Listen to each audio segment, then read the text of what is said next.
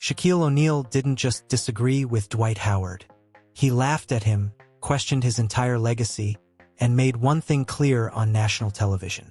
In Shaq's eyes, Dwight had no business talking like he belonged in the same room with the most dominant big men the game had ever seen. And the wild part is, Dwight didn't even need to be in the studio for it to feel personal. One comment, one interview, one little reminder that he still believed he deserved more respect, and suddenly Shaq was right back in attack mode like the old rivalry had never ended. The smile was there, the jokes were there, but underneath all of it was something sharper. Shaq was not playing around. Because when Dwight Howard started talking about being left off major lists, being overlooked by the NBA, and not getting the respect his resume deserved, a lot of fans actually understood where he was coming from. 3 Defensive Player of the Year awards, 8 All-Star selections, multiple All-NBA teams, a finals run in Orlando that people still remember.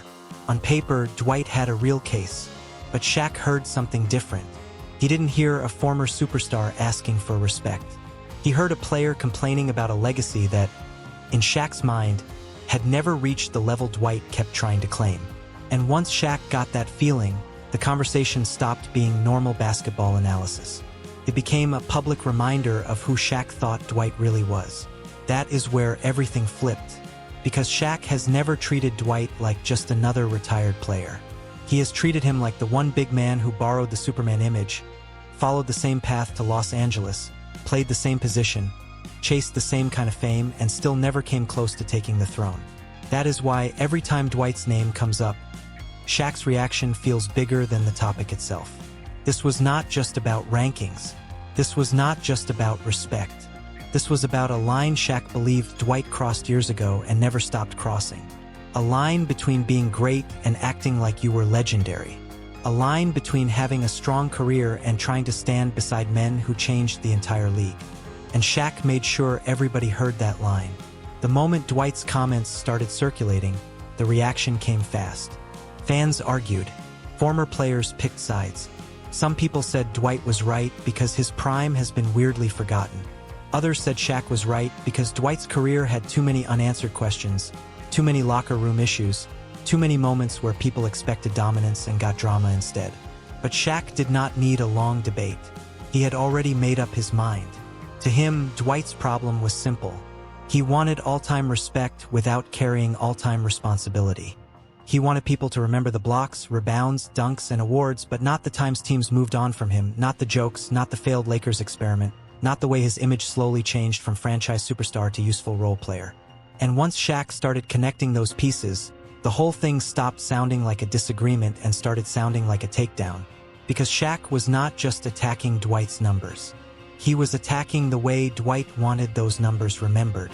He was saying the resume might look impressive, but the aura did not match. The dominance did not last long enough. The fear did not stay in the league long enough. And when the conversation is about big men, aura matters. That is what made this so brutal. Dwight wanted the basketball world to look back and say he had been disrespected. Shaq looked back and said the disrespect was earned. And that is the kind of response that does not just create a debate. It creates a spotlight, the kind that forces every part of a player's career back into the open. The awards, the failures, the comparisons, the jokes, the Lakers years, the Superman drama, everything came back at once. And Dwight had walked straight into the one conversation Shaq was always ready to have. This time, the room was already waiting for the punchline too. Dwight Howard's biggest problem was not that he wanted respect. Plenty of former stars want that once the league moves on, once the highlights stop playing every night, and once younger fans remember the jokes more than the dominance. That part made sense. The problem was the way it sounded. He was not just saying people forgot how good he was. He was saying the basketball world had almost erased him, like the same league that once built game plans around stopping him had suddenly decided his career did not matter. And for a moment, that argument had power because anyone who watched prime Dwight in Orlando knew he was not some normal center. He was a defensive system by himself. There were nights when guards beat their man, got 2 steps from the rim, and then saw Dwight rise from the weak side like the play had already been rejected before the ball left their hands. He controlled space. He owned the glass. He ran the floor like a forward trapped in a center's body. When Orlando surrounded him with shooters, that offense became a nightmare. So when Dwight said he deserved more credit, people could not completely dismiss him. But Shaq heard something else. Shaq did not respond to the version of Dwight blocking shots in Orlando. He responded to the version of Dwight who wore the Superman cape, smiled through criticism, bounced from team to team, and kept pulling his name back into conversations Shaq believed should have been left alone. That was the real issue. Shaq was not judging only the peak. He was judging the whole image. To Shaq, Dwight did not just want respect for what he accomplished. He wanted protection from the parts of his story that weakened the argument. Because if you bring up the awards, you also have to bring up the expectations. If you bring up the finals run, you also have to bring up what happened after. If you bring up the dominance, you also have to bring up how quickly that dominance stopped feeling untouchable. Dwight wanted the basketball world to remember the best version of him, while Shaq kept dragging the complicated version back into the room. And the Superman part made it worse. That nickname was never just a joke to Shaq. It was part of his identity, part of the image that made him larger than basketball. Shaq had turned Superman into a brand before Dwight ever flew across a dunk contest stage with a cape on. So when Dwight embraced that same image, Shaq did not see tribute. He saw imitation. And once that feeling settled in, every Dwight conversation became personal. That is why a normal legacy debate kept turning colder. Dwight could point at the numbers. Shaq could point at the standard. Dwight could say he was overlooked. Shaq could say the league remembered exactly what happened. Dwight could say he belonged with the great centers. Shaq could say great centers do not have to keep reminding people they were great. That line hit harder than any stat. Because in basketball, legacy is not only what you achieved. It is how people feel when your name comes up. With Shaq, the memory is immediate. Power, fear, championships, finals MVPs. Defenders hanging off him like they were trying to stop a moving building. Nobody has to explain why Shaq mattered. With Dwight, the memory is split. Some fans remember the monster in Orlando. Some remember the awkward Lakers years. Some remember the injuries. Some remember the jokes. Some remember the title role in Los Angeles. Some remember the missed chance to become something even bigger. That split memory gave Shaq room to attack. And Shaq knew it. He knew the moment Dwight asked for more respect, the conversation would not stay clean. It would open the whole file. The dominance and the disappointment. The defensive awards and the locker room questions. The franchise player years and the journeyman years. The Superman cape and the shadow it created. That was the trap. Dwight thought he was reminding people of what they forgot. Shaq saw a chance to remind people of everything they remembered. Once the full story came back into focus, Dwight's request for respect stopped sounding simple. It started sounding like a player asking the world to skip the chapters that made the ending uncomfortable. That is when Shaq's reaction started to make sense, even to people who thought he was being too harsh. From Shaq's side, this was not hate. It was standards. If you want to stand with the all-time big men, you do not only bring your best highlights. You bring the whole career. You bring the pressure, the leadership questions, the teams that believed in you, the teams that moved on, the hype, the fall-off, and the moments that changed how people saw you. Dwight wanted the crown. Shaq wanted the receipt. Shaq did not need a complicated argument to make his point. He had something much more dangerous than a breakdown. He had a comparison.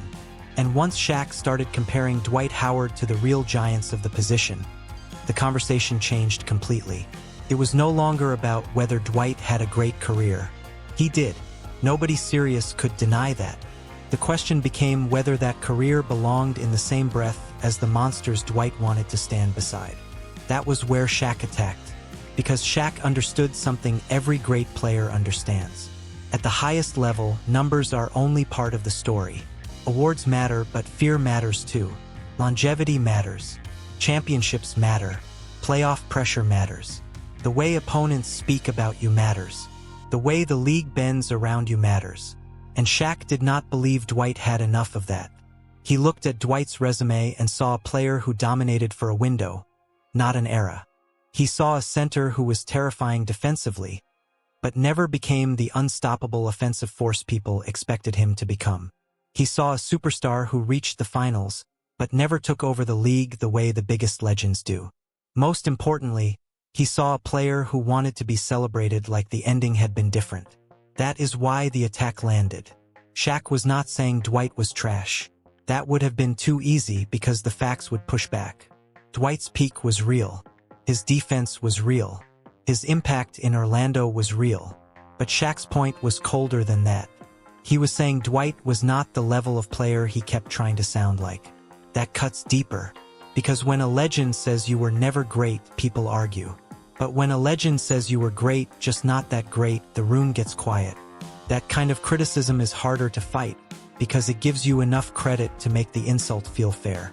And Shaq knew exactly how to do that. He brought the conversation back to standards.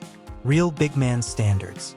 The kind built by names like Kareem, Hakeem, Wilt, Russell, Duncan, and Shaq himself. Men who did not just have strong seasons, but changed the way the sport understood dominance. Men whose legacies did not need constant defense. Then Dwight's name entered that room, and suddenly everything became uncomfortable. Because Dwight had the body, the explosiveness, the awards, and the spotlight. He had the early path of someone who should have become one of those names forever. Orlando gave him the franchise. The league gave him the stage. The fans gave him the Superman image. The media gave him the next great center conversation. But somewhere along the way, the story shifted. The same player once seen as the future of the center position became a question mark. The same dominant force who dragged Orlando to the finals became a player teams were not always sure how to build around. The same personality that once made him marketable later became part of the criticism. Shaq kept poking that wound. He knew Dwight's legacy was not clean. He knew fans could be pushed into remembering both versions. The unstoppable Orlando version and the awkward later version. The defensive player of the year version and the locker room problem version. The superstar version and the role player version. Once both pictures were on the screen, Dwight's demand for respect became harder to sell. That was the genius of Shaq's takedown. He did not have to erase Dwight's greatness. He only had to remind people that greatness has levels. A player can be an all-star and still not be a legend. A player can make the finals and still not define an era. A player can win awards and still leave people wondering what should have happened if the focus and leadership had matched the talent. That is where Dwight was trapped. If he argued numbers, Shaq could argue rings. If he argued defense, Shaq could argue offensive dominance. If he argued peak, Shaq could argue longevity. If he argued disrespect, Shaq could argue expectation. Every path Dwight took led back to the same brutal question. Were you underrated? Or did people finally rate you correctly? That question is what made the whole thing dangerous.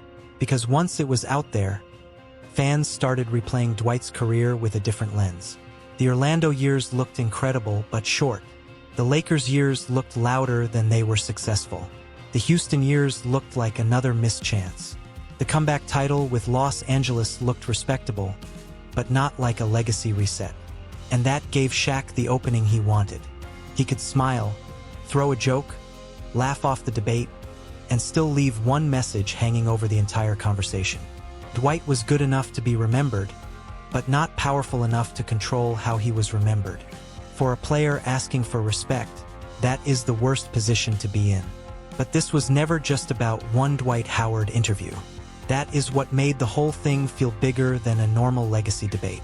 Shaq had been holding this position for years, and every time Dwight's name came back into the conversation, the same frustration came back with it. Because to Shaq, Dwight was not just another former player asking for flowers. He was the big man who kept trying to rewrite the parts of his career that people still questioned.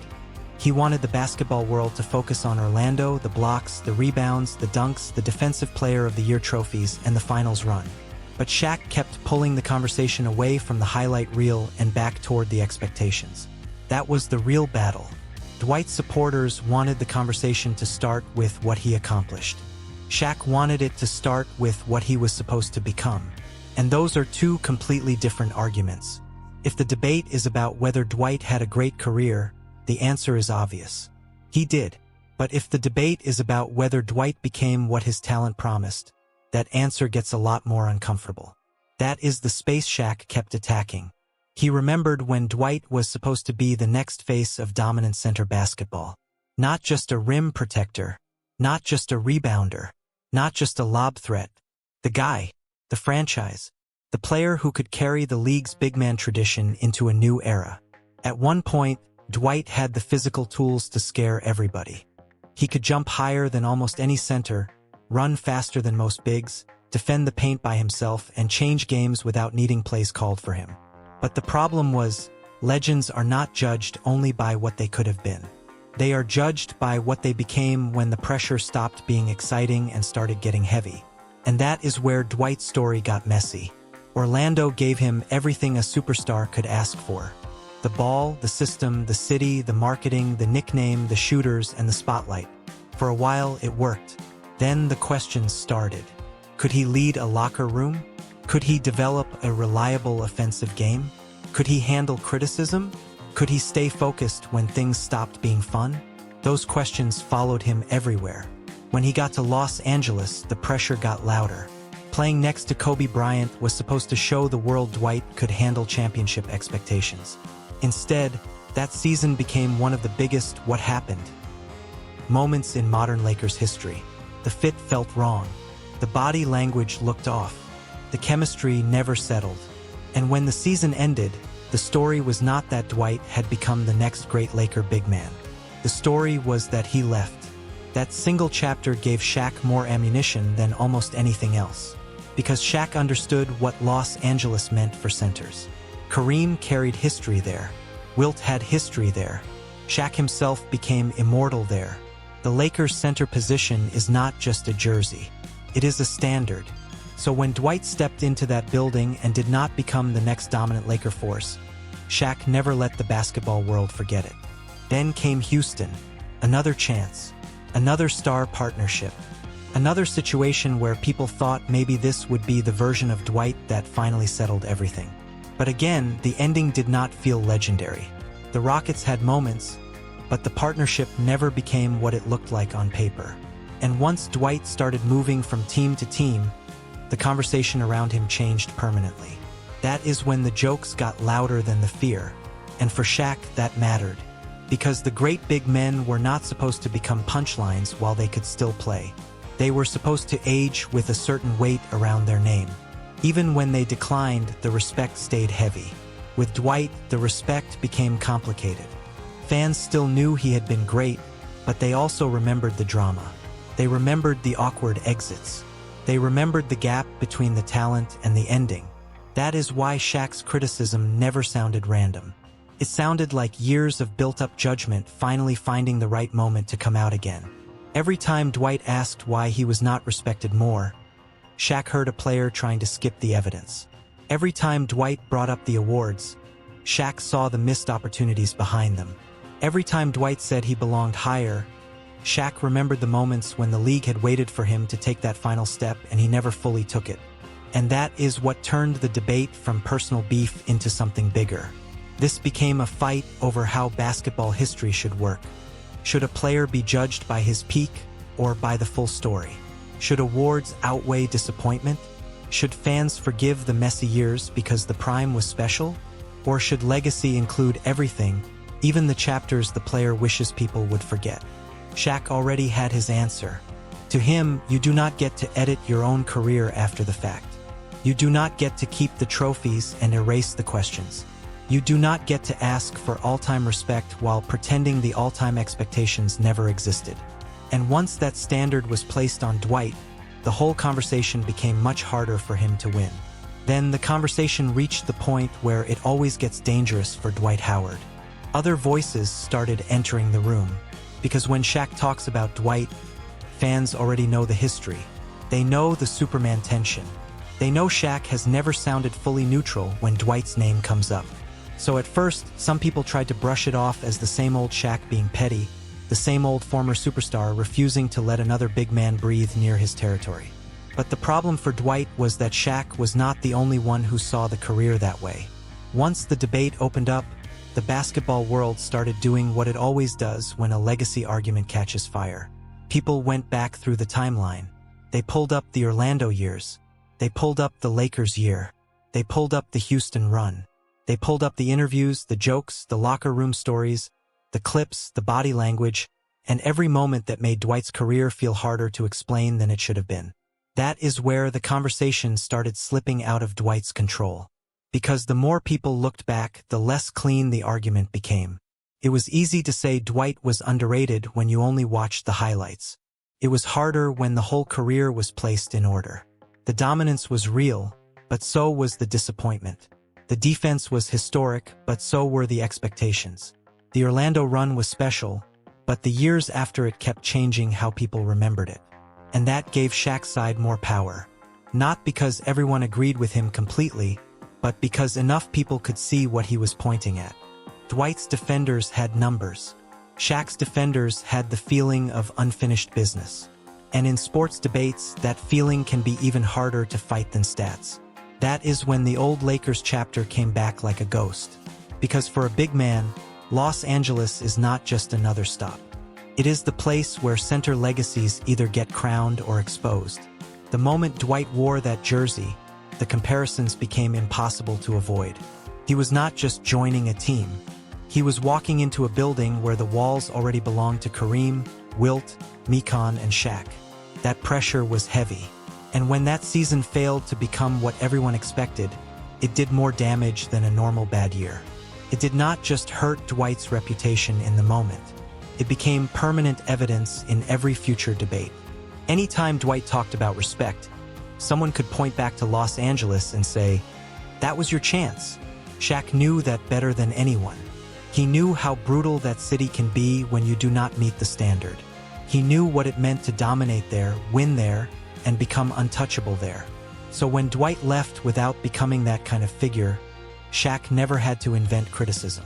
The chapter was already sitting there, waiting to be used. Then Houston became the second exhibit. Another star partnership. Another reset. Another chance to prove the Lakers situation had been the exception, not the warning.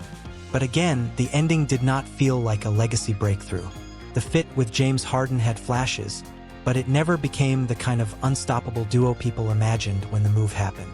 Instead of changing the story, Houston added another question. Why did it keep ending like this? That question followed Dwight longer than any highlight. And once fans started asking it out loud again, the debate became less about respect and more about trust. Could people trust Dwight's version of his own career? Could they trust the idea that he had simply been overlooked? Or did the repeated pattern of big expectations and complicated exits tell a different story? That was the opening Shaq kept pushing through. He did not need to say Dwight had no accomplishments. He just needed to make every accomplishment come with a question attached. Defensive Player of the Year, but did the offense ever grow enough? Finals run, but why did it never happen again as the lead guy? Lakers opportunity, but why did it collapse? Houston reset, but why did that end too? Hall of Fame case, but why does it still need defending so much? Once those questions stacked up, Dwight's resume stopped feeling like a shield. It started feeling like evidence for both sides. That is what made the situation so uncomfortable. Dwight had too much greatness to be dismissed, but too many complicated chapters to be protected. And every person who joined the debate made that split louder. Some fans called Shaq jealous. Some called him honest. Some said Dwight deserved his flowers. Others said flowers do not erase the gap between potential and outcome. And in the middle of all that noise, Shaq's original point kept getting stronger. Greatness is not just about having enough highlights to make a case. It is about having a story strong enough that nobody has to keep reopening the case for you. That line is where Dwight kept losing ground. Because every time the conversation came back, it did not settle his legacy. Complicated it again. Instead of becoming a clean celebration, it became another argument. Instead of everyone agreeing he had been disrespected, people started dividing the career into two halves. The force he was, and the legend he never fully became. And once that split took over, Dwight was cornered. Not destroyed, not erased, cornered. He could still win respect from the people who remembered Orlando. He could still point to the awards. He could still say his prime changed games. But he could not force everyone to forget why Shaq kept laughing, why the Lakers chapter still mattered, why the Houston years still raised questions, and why his name always came with a debate instead of a final answer. That was the real damage. Shaq did not just challenge Dwight's legacy. He made the basketball world rewatch it. By the time the whole conversation reached its final point, this was no longer just about Dwight Howard wanting more respect. It had turned into something much bigger, something more uncomfortable, and something every former star eventually has to face. Who gets to control the way their career is remembered? Dwight wanted the basketball world to look at the best version of him. The Orlando monster, the defensive anchor, the player who sent shots into the stands, controlled the paint, grabbed every rebound in sight, and carried a team to the finals when nobody thought they were supposed to be there. That version of Dwight was real, and pretending it did not exist would be dishonest. But Shaq kept forcing everyone to look at the full version. Not just the awards, not just the blocks, not just the All-Star games. The full story. The hype, the expectations, the Lakers' disappointment, the Houston years, the constant movement, the jokes, the personality questions, the way the league slowly stopped treating him like a franchise centerpiece and started treating him like a useful piece. That was the part Dwight could never fully escape. And that is why Shaq's criticism hit so hard. It was not because Shaq proved Dwight was never good. That would have been false. Dwight was great. Dwight mattered. Dwight had a prime that most centers in NBA history would trade everything to have. But Shaq's point was more brutal than that. Great was not the same as legendary. And in the world of NBA big men, that difference matters. It matters because the position is built on giants. Kareem, Wilt, Russell, Hakeem, Shaq, Duncan. Names that do not need defending every few months. Names that do not require interviews, reminders, or campaigns. Their careers speak so loudly that the room gets quiet before anyone even starts debating. Dwight's career never got that kind of silence. It got arguments. It got split opinions. It got fans saying he was underrated and other fans saying he was rated exactly right. It got people bringing up Orlando, then immediately bringing up Los Angeles. It got people praising the defense, then questioning the leadership. It got people respecting the numbers, then wondering why the ending felt smaller than the beginning promised. That is a hard legacy to live with, because the worst thing for a former star is not being forgotten completely. It is being remembered in pieces. One group remembers the dominance. Another remembers the drama. One side says Hall of Famer. The other side says missed opportunity. And every time Dwight tries to push the conversation toward respect, Shaq drags it back toward standards. That became the real final message. Shaq was not simply taking shots at Dwight because of jealousy, old nicknames, or personal beef. At least, that is not how Shaq wanted it to look. He was drawing a line. If you want to be placed with the greatest big men ever, then your whole career has to survive that comparison. Not just your best years, not just your best stats, everything. And when everything was placed on the table, Dwight's case became complicated. He had enough greatness to demand respect, but enough disappointment to invite criticism. He had enough achievements to belong in serious conversations, but enough unanswered questions to keep him out of the highest room. He had a peak that deserved flowers, but a full story that made those flowers harder to hand over without debate. That is why this moment stuck. Dwight asked for recognition, and Shaq turned it into a trial. The evidence was the career. The witnesses were the fans. The verdict was messy, but the message was clear. In basketball, respect is not only about what you did at your best. It is about what people still feel when the entire story is remembered. And for Dwight Howard, that is where the pain lives. Because every time his name comes up now, the same question follows him. Was he one of the most disrespected stars of his era?